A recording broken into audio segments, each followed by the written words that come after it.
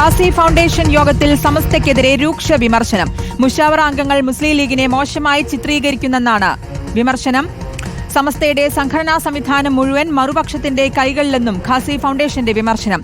സമസ്തയുടെ തീരുമാനങ്ങൾക്ക് പൂർണ്ണമായും വഴങ്ങിക്കൊടുക്കണോ എന്ന് പാണക്കാട് തങ്ങൾ ആലോചിക്കണമെന്നും അഭിപ്രായം.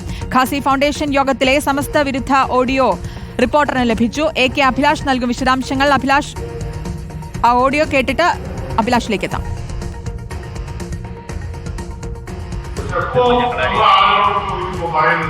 മുഷാവറയിൽ ഭൂരിപക്ഷം ഉണ്ടായിരുന്നു. ആ മുഷാവറ അംഗങ്ങൾ പാണക്കാട് തങ്ങന്മാരെ മോശമായ രീതിയിൽ ചിത്രീകരിക്കുക. അതിനെതിരെ എന്തെങ്കിലും ഒരു വലിയ കൊസി, അതുപോലെ മഹാബലി ഉസ്താദി, അതുപോലെ തന്നെ അതിന് മുമ്പേ ഇവരെ പുറത്താക്കുന്ന നിലപാട് ഞങ്ങൾ എങ്ങനെയാണ് വിശ്വസിക്കുക?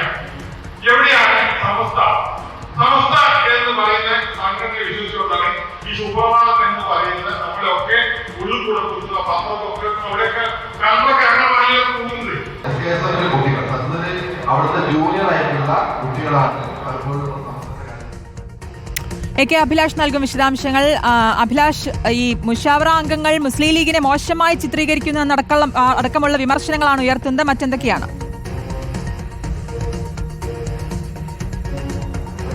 പ്രധാനമായും മുസ്ലിം ലീഗ് സമസ്ത ഭിന്നതയിൽ അത് സംബന്ധിച്ചുള്ള പ്രശ്നപരിഹാരത്തിന് ഒരു യോഗം 1-ാം തീയതി ചേരാനിരിക്കുകയാണ്. ഇത് സാദിഖ് അലി തങ്ങൾ തന്നെ നേരത്തെ വ്യക്തമാക്കുകയും ചെയ്തിരുന്നു.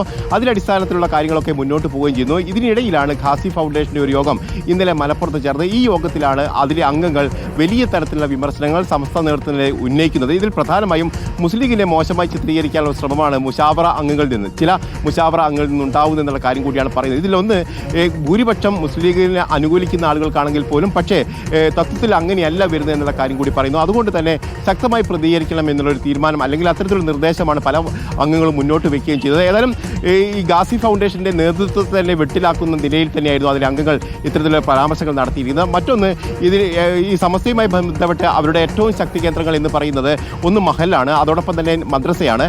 ഈ മദ്രസയിലും മഹലിലും മുസ്ലിം ലീഗ് പ്രതിനിധികൾക്കാണ് കൂടുതൽ സ്വാധീനമുള്ളത്. അത്തരത്തിലുള്ള മുന്നോട്ട് പോകുമ്പോൾ അതേസമയത്ത് ഈ മുഷാവറയുമായി ബന്ധപ്പെട്ട സംഘടനയുമായി ബന്ധപ്പെട്ട് വലിയ തരത്തിലുള്ള സ്വാധീനം അവർക്കില്ലതാനും. അതുകൊണ്ട് തന്നെ ഇപ്പോൾ ഈ മഹൽ ഫെഡറേഷനുമായി ബന്ധപ്പെട്ട് അതിനെ കൂടുതൽ ശക്തിപ്പെടുത്തിക്കൊണ്ട് മുന്നോട്ട് പോകണമെന്നുള്ള നിർദ്ദേശമാണ് മറ്റൊന്നായി ഉയർന്നു വന്നിരിക്കുന്നത്. ഇതിൽ പ്രധാനമായും മുഷാവറയ്ക്ക് സമാനമായി, അതായത് 40 അംഗ മുഷാവറയാണുള്ളത്, അതിന് സമാനമായി ഒരു ഉപസമിതി മഹൽ ഫെഡറേഷന്റെ കീഴിൽ രൂപീകരിക്കണമെന്നുള്ള ആവശ്യം കൂടി ഇവർ ഉന്നയിക്കുകയും ചെയ്തിട്ടുണ്ട്. ഏതായാലും ഇത് എത്രത്തോളം ഖാസി ഫൗണ്ടേഷന്റെ നേതൃത്വം ഏറ്റെടുക്കുമെന്നുള്ളതും പ്രധാനപ്പെട്ട കാര്യമാണ്. ഏതായാലും ഖാസി ഫൗണ്ടേഷനെയും അതോടൊപ്പം തന്നെ സംസ്ഥാന നേതൃത്വത്തെയും വെട്ടിലാക്കുന്ന ചില പരാമർശങ്ങളാണ് ഖാസി ഫൗണ്ടേഷന്റെ ഈ യോഗത്തിലുണ്ടായത് എന്നുള്ളത് വ്യക്തമാണ്. AK അഭിലാഷാണ് വിശദാംശങ്ങൾ നൽകിയത്.